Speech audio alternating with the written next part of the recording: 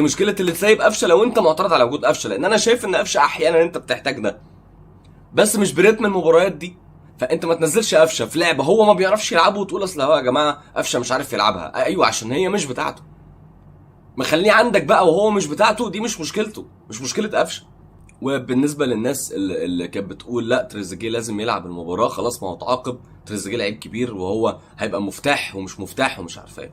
ايه رايكم؟ طب احنا قلنا ان احنا بنلعب او المدرب عايز يلعب بسيل من الهجوم والضغط العالي ومش عارف ايه وبتاع. احنا ليه في اول ربع ساعه شوط الماتش امبارح بنشلت كور؟ عرضيات مش مفهومه رايحه فين، وكور طوليه مش مفهومه رايحه فين، بتشلت كور.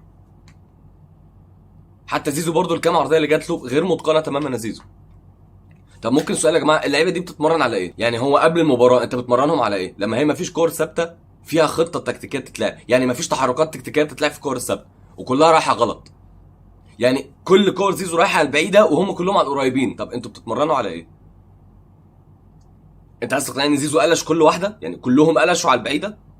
طيب يا سيدي كلهم قلشوا على البعيده، سبت انتوا ازاي بيجي لكم جرأه ان انتوا تطلعوا لعيب؟ يعني مدرب لسه جاي بقاله ماتشين، ايا كان بقى لو عالمي واسم مين في يعني في العالم، بقاله ماتشين لا يعرف لسه لعيبه ولا حاجه، وشاف بس كام فيديو في ماتش فاركو وماتش مش عارف ايه، افتكر ان انا بقى معايا اللعيبه فين.